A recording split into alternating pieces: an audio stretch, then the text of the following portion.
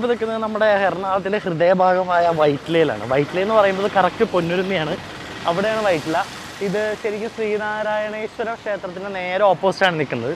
വേറൊരു കാര്യം കൂടെ ഉണ്ട്, ഇവിടെ പുതിയ പാലം വന്നിട്ടുണ്ട്, നമ്മുടെ പൊന്നുരുന്തി തമ്മനം പാലം. അപ്പോൾ അതിൻ്റെ തൊട്ട് പക്കൽ അടുത്ത് തന്നെ ആയിട്ടാണ് നമ്മൾ ഇന്ന് കയറാൻ പോകുന്ന കട, കോട്ടയം കിച്ചൻ്റെ. ഞാനിപ്പോൾ അതിൻ്റെ ഫ്രണ്ടിൽ തന്നെയാണ്. ഇവിടെ നല്ല നാടൻ ഭക്ഷണങ്ങളൊക്കെ കിട്ടുന്നുണ്ടെന്ന് ഞാൻ കേട്ടു. അപ്പോൾ എന്തായാലും നമുക്ക് കയറി കഴിച്ച് അതിൻ്റെ സ്വാദും ഇതിൻ്റെ ബാക്കി വിശേഷങ്ങളും എല്ലാം അറിയാം. അപ്പം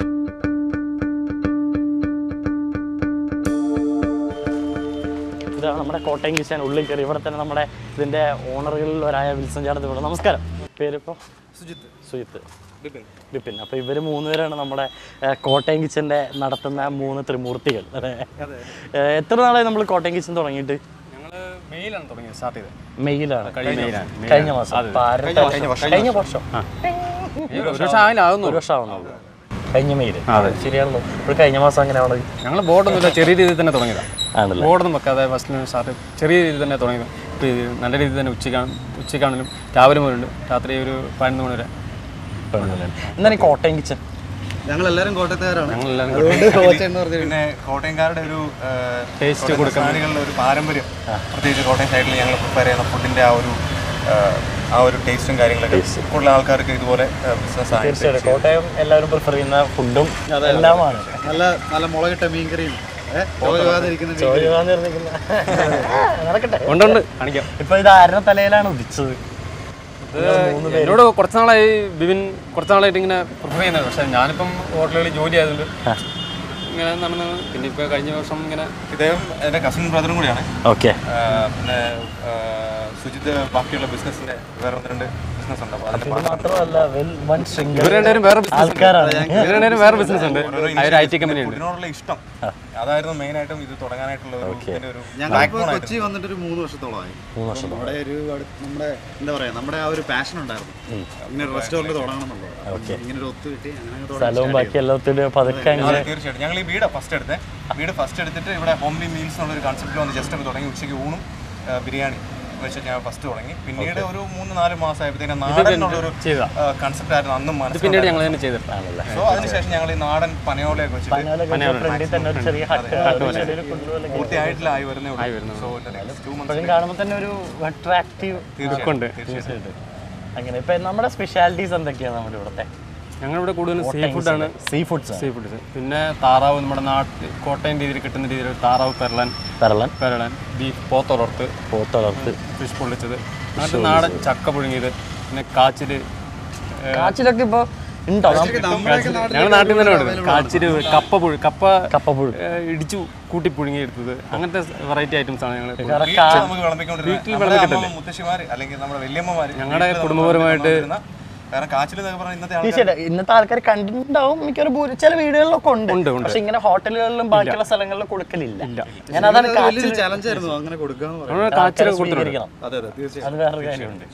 ഞങ്ങള് കുടുംബപരമായിട്ട് തലമുറകളായിട്ടൊരു പാചകക്കാരാണ്.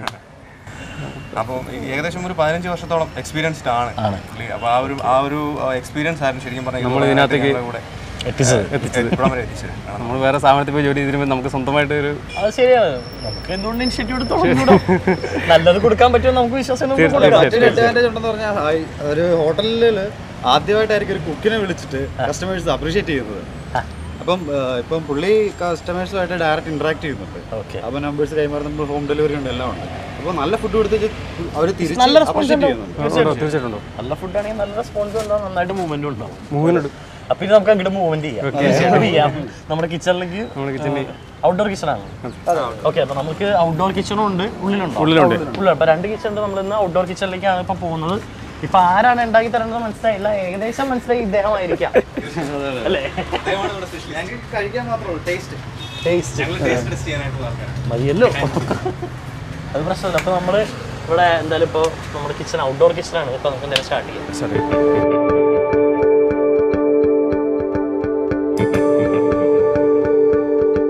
അപ്പൊ ഞാനും നമ്മുടെ വിൽസൺ ചേട്ടനും കൂടി ഇവിടെ ഇങ്ങനെ നിൽക്കുകയാണ്, സ്റ്റാർട്ട് ചെയ്യാണ്.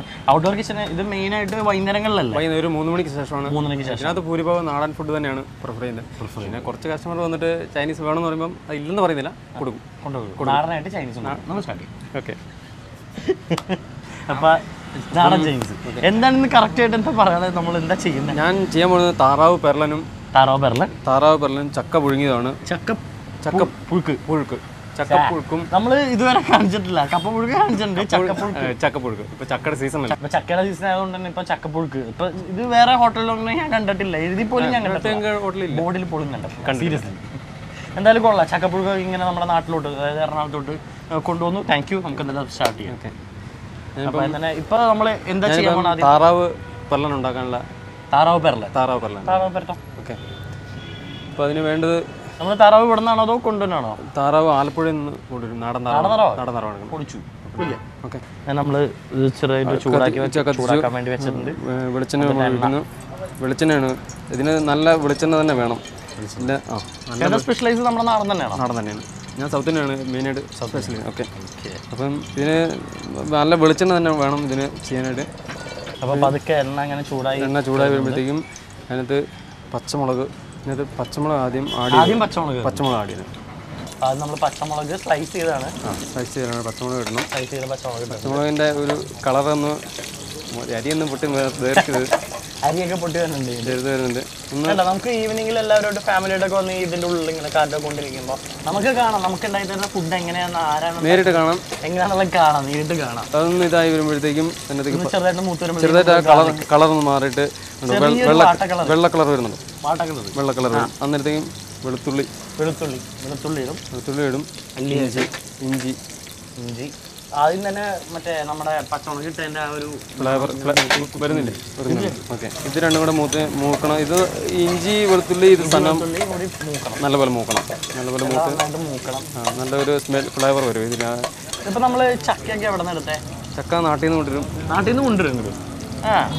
വേണ്ട, നമുക്ക് ഇവിടെ നല്ല രീതിയിൽ നാടൻ ഫുഡ് തരാൻ വേണ്ടി നാട്ടിൽ നിന്ന് ചക്കയൊക്കെ കൊണ്ടുവരും. ഒരുപാട് സാധനങ്ങൾ നാട്ടിൽ തന്നെ കൊണ്ടുവരും. തേങ്ങായ, ചക്ക, കാച്ചിലൊക്കെ. അപ്പോൾ ഇത് മൂത്ത് വന്നു.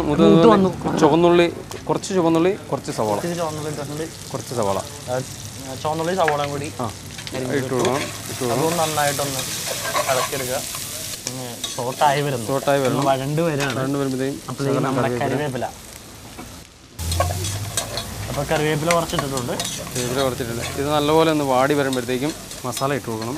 ആ വേപ്പും കൂടി അങ്ങ് ഇട്ടപ്പോഴേ നല്ലൊരു ഫ്ലേവർ വരുന്നുണ്ട്. സത്യം പറഞ്ഞാൽ മുതലാവും. നമ്മൾ നാട്ടിൽ നിന്നൊക്കെ ഇങ്ങനെ കൊണ്ടുവന്ന് അത് ഞങ്ങൾ വീട്ടിൽ പോകുന്നുണ്ട്. ഒന്ന് രണ്ട് ദിവസം വണ്ടി വീട്ടിൽ പോകും.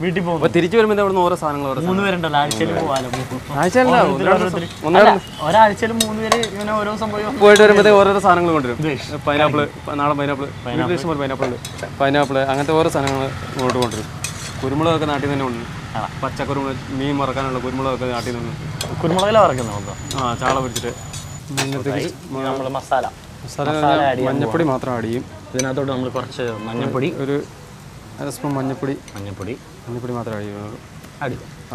അപ്പോൾ നമ്മൾ ശരി മഞ്ഞപ്പൊടി ആവശ്യമുള്ള മഞ്ഞപ്പൊടി ആഡ് ചെയ്തിട്ടുണ്ട്. ഒന്ന് ഇളകി കൊടുക്കുന്നു. മൊത്തം മഞ്ഞപ്പൊടി ഒന്ന് ആഡ് ചെയ്തിട്ടുണ്ട്.